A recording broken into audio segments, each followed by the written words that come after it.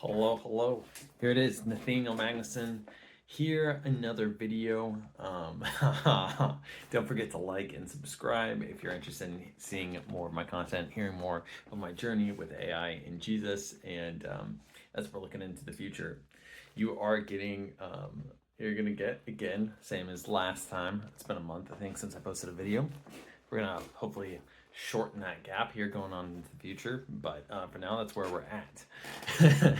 And you also get a raw and unfiltered me as well because I wasn't even planning on making a video tonight, but my wife, there was a delay at the airport. Apparently, an earthquake in San Francisco is throwing some things off, and so you're still getting raw and unfiltered. I thought I'd just sit down and make a video. And one day, I'm gonna have an AI stack to bump out killer content that's gonna look great and sound great and be all that stuff and be edited and sharp, but we're not there yet. So it's been interesting, in the past few weeks as I'm continuing to build my business. If you're interested in my AI business, just fast forward to the end of the video. I'll give a little pitch on what it is there, and I'll put my email address in the description, just if you want to reach out and if you're interested in hearing more about my services, what me and my team do.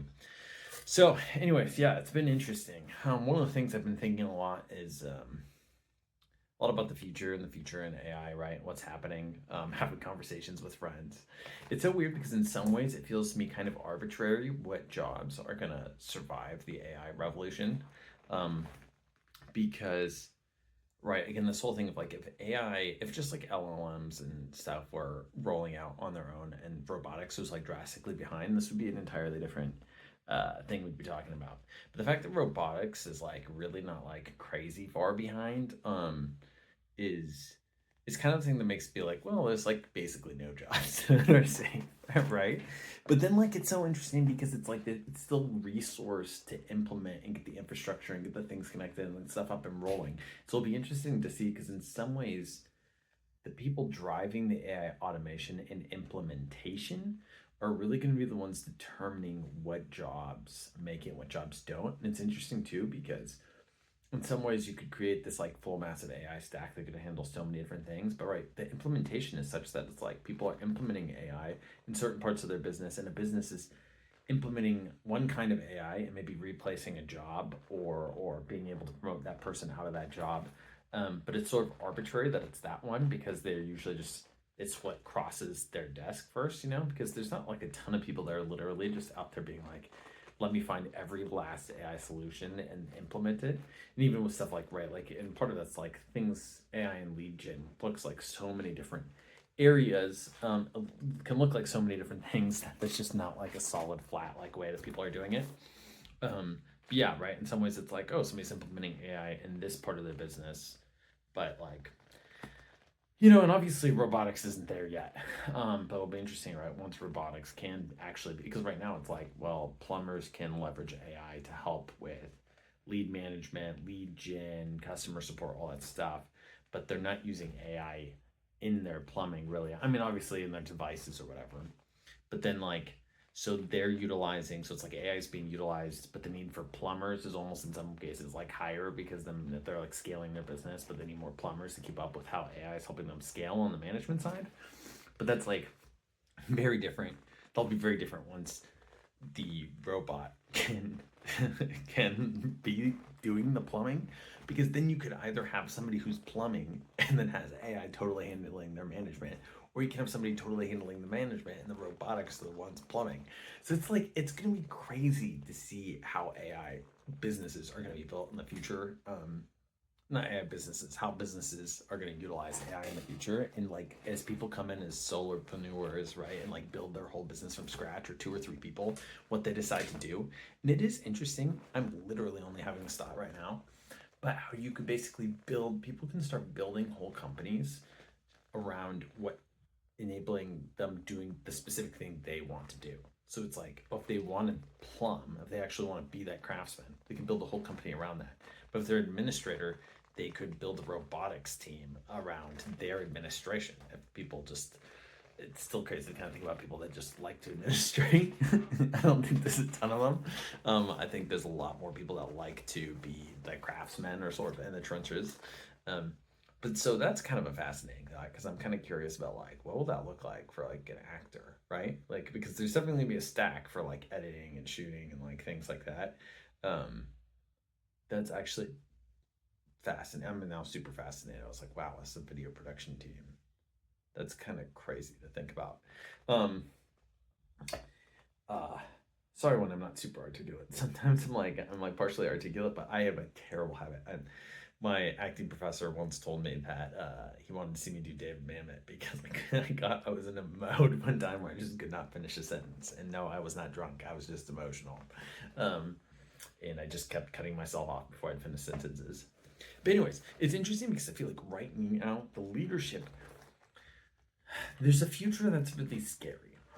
In terms of how AI unfolds, and to me, it's like the thing where it's like nobody, all the small people have no idea what they're doing. All the AI is owned by like a couple of massive businesses, and the small people are basically stomped out for lack of knowledge and things. Dreams are as inaccessible as ever, maybe even more so because they can't even like get a job or whatever. They don't know how to do anything, and big businesses own everything. But I think on the other hand, there is no reason. Okay, I'm going to talk about this. This is going to make it into future videos too because this content is too good actually to be lost in a crappy video. But I'm going to talk some Bible here for a hot second. So in the Old Testament, all the people band together and they start creating this tower called Babel, and they're building it. This is massive tower, and God looks at it and is like, basically, I'm paraphrasing, but basically, oh my gosh, they're united and they can do. If they build, they're building a tower to the sky, and basically, like, they will do it. It's not impossible or out of reach for them. So that's when God actually gives different languages into the earth. He splits and scatters the people so that they can't connect, and they're all over the place because he didn't want them unified and build the tower to the heavens. I actually think there's something here where this is them in their unredeemed state, that total unity among people, fallen people, was something that was going to be massively destructive or detrimental to the people. I don't think this is like a hubris thing for God, where he's like, oh my gosh, they're going to challenge me. Not that. I think it's actually had to do with the detriment to themselves and to the planet and the things that are underneath their stewardship. Fast forward in the book of Acts, in the New Testament, on the day of Pentecost, when Jesus goes up, or whatever, it's however many days after the ascension. For some reason, I'm not sure. Anyways, on the day of Pentecost, I'm like, is that the day? Anyways, the Lord pours his Spirit out, and all the people, right, this is when they everybody starts hearing each other. There's people from all over the place, and they all hear each other in one language. They all hear people. I think every person hears each other speaking their same language. I forget. But anyways, it's basically this reverse Babel moment. And for me, one of the big things there is it's the Lord's blessing, and this reversal where he's actually bringing and putting his blessing back on the unity of the people. And for me, like that he's giving his blessing for from then on for people to actually work towards back to that place of unity and connection. And in that place, even in the Old Testament, anything was possible, basically. And I think that's still very much the reality, right? It's the thing. If everybody was perfectly united on the planet, instantly we'd crush poverty. We'd crush poverty. We'd crush starvation. Very few things wouldn't be crushed, and those things, once we were unified, the creative solutions would flow so fast. I'm actually convinced that global warming would really not be a problem if we had perfect unity on the planet, right? But disconnection, disunity is the problem. Anyways, but all that's to say is, how do we live into a reality in which the hopeful future, the hopeful reality that's based on what is possible when we're all connected and unified? And in that place, AI is nothing but a gift to humanity. It's only a curse to humanity if it's mismanaged, and in us being totally connected, and the creativity that comes in that place, and the there being enough that comes in that place. It's nothing but a good, hopeful future for people more than ever to be able to be empowered to do the things that they feel called to do, the things that they're designed to do, the things that they're passionate about. So one of the things I just see right now is whoa, we're on the crazy cusp. It's not the cusp. We're in the middle of this crazy revolution. Still, many people are either not aware, or sticking their heads in the sand, or just hoping for the best without actually actively participating in this revolution. And going forward, one of the biggest things to me is like the leadership need is so crazy big, but the opportunities are so exciting. It's like we need people. AI in robotics is going to touch every sphere of society. If you've got, hey, like parenthetically, if you know a sphere or you think of a sphere that it's not going to touch, put it in the comments. Or just tell me what you think is the most likely sphere to not be touched by this thing. Because I'm not thinking that hard about it, and I should probably ask ChatGPT what the what the AI thinks about it. But what spheres? It seems to me like every sphere is going to be touched. So, curious about that. But like in terms of like we need politicians who are thinking about this in terms of how they're establishing laws, putting forth laws, how they're governing. Right? We need business owners for sure thinking about it, and they're the ones that are probably the most thinking about it, again, because it's like whatever, the money is unfortunately drives too many things. But also on the other hand, we got to stop talking about business owners just being people that want to make a bunch of money. Business owners are people doing real impact, providing real services. They wouldn't be making money if they weren't providing real services that were needed. Education, absolutely freaking massive, because otherwise we're going to screw our kids and then screw the future. It's like education, business, and politics are massive problems. Those three, I think, in some ways, every sphere is needed, but that sort of like encapsulates because they're going to drive a lot of this. The artists right now are, unfortunately, a ton of them are so freaked out that they're just like, and to be fair, the artists have already been traumatized by the fact that they've basically never been able to really like easily make livings, and then they just feel super threatened by this, even though AI is going to enable artists, the artists with vision, that it's not just about doing the thing, that actually have vision for what is accomplished by and through the thing, and have scope of it tied to the vision of what they want to accomplish. AI is going to massively make things within greater reach. So I'm actually super excited about that for artists and for my own work as an actor, as a writer. But golly, it's like, again, finding people that are digging into this stuff enough, that are experimenting with this stuff enough, it's not nearly enough.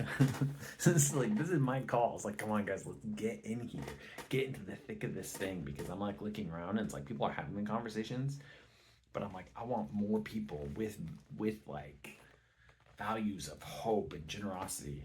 Again, Liam Otley, who I called out last time, again, call him out again.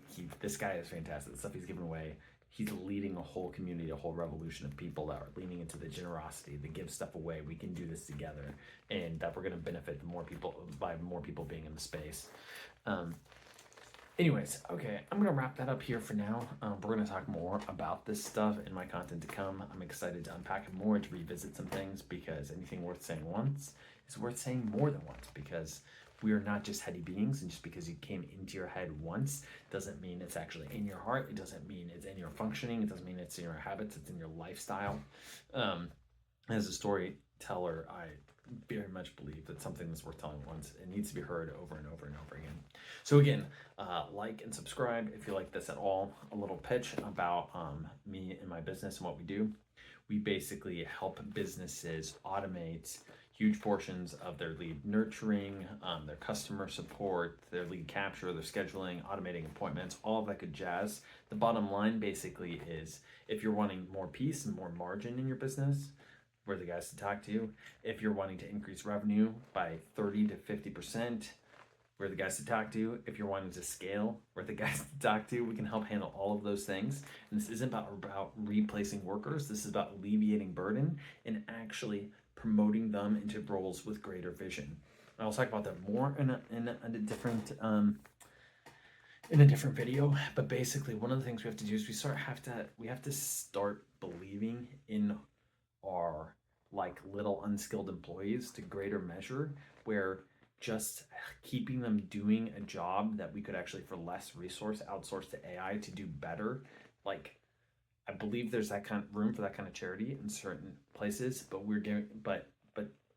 people want to give that to way too big a swath of the population who frankly are more capable than that and have things in their heart and in their mind that actually need to get out into the world and are not going to get out into the world by them doing mundane, repetitive things that AI can do.